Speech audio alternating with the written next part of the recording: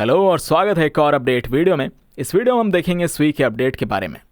सुई चार्ट पे मार्केट अभी भी ओवरऑल अप ट्रेंड में है, लेकिन शॉर्ट टर्म में खास करके जनवरी के हाई के बाद मार्केट एक करेक्शन में है और ये करेक्शन आइडियली सपोर्ट फाइंड करेगा $1.99 और $3.34 के बीच के रीजन में। इस एरिया में हम एक ट्रेंड रिवर्सल देखना चाहेंगे अपसाइड की तरफ।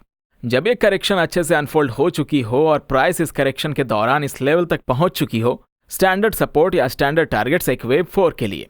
अगर आप एलियट वेव से फैमिलियर हैं, जो एक एनालिसिस मेथड है प्राइस स्ट्रक्चर समझने के लिए, तो आप जानते होंगे कि फोर्थ वेव एक करेक्शन होती है एक बड़े 5 वेव पैटर्न के अंदर जो अपसाइड की तरफ जाता है।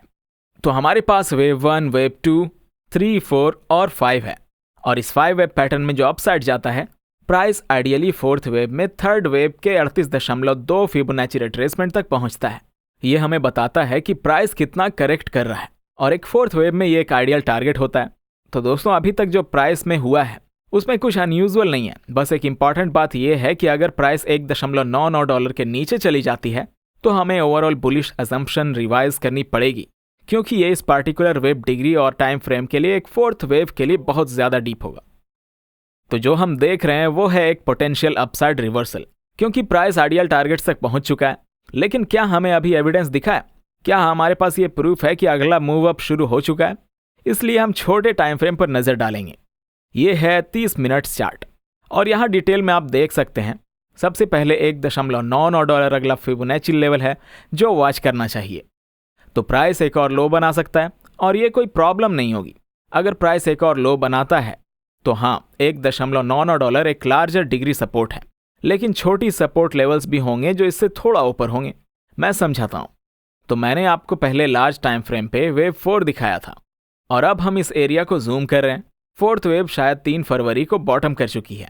इसका मतलब अगला मूव अप वेव 5 होगा और इसमें हमने पहले एक रैली देखी जो मैंने वेव 1 लेबल किया है, क्योंकि ये फिर से वेव 1 है वेव 5 का। फिर वेव 2 एक करेक्शन है वेव 5 में। तो वेव 1 ट्रेंड डायरेक्शन में जाता है जो कि अप है और वेव 2 करेक्ट करता है जो एसेंशियली एक हायर लो फॉर्म करता है। लेकिन ये सिर्फ तभी सही होगा अगर ये थेसिस सही हो। दोस्तों, वेव 2 अक्सर एक स्केरी करेक्शन होती है जो अक्सर वेव 1 के स्टार्टिंग एरिया के बहुत करीब चली जाती है।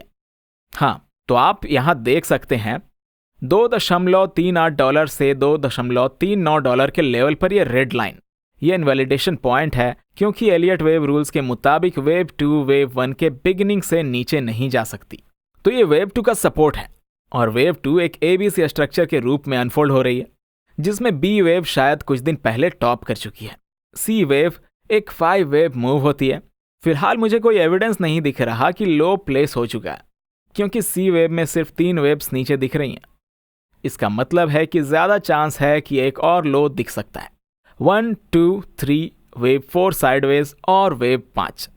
तो एक और लो पॉसिबल है। जब तक हम रेड लाइन के ऊपर हैं, प्राइस इस एरिया से थर्ड वेव स्टार्ट कर सकता है। बस ये समझना जरूरी है कि इनवैलिडेशन पॉइंट ब्रेक नहीं होना चाहिए और ये इनवैलिडेशन पॉइंट $2.39 पर है। दोस्तों, अगर ये ब्रेक होता है तो ये सुपर बियरिश नहीं होगा, सिर्फ ये दिखाएगा कि लार्जर वेव 4 अभी भी अनफोल्ड हो रही है, यानी लार्जर करेक्शन अभी भी चल रही है और शायद प्राइस एक और थोड़ा लोअर लो फॉर्म करे $1.99 के आसपास।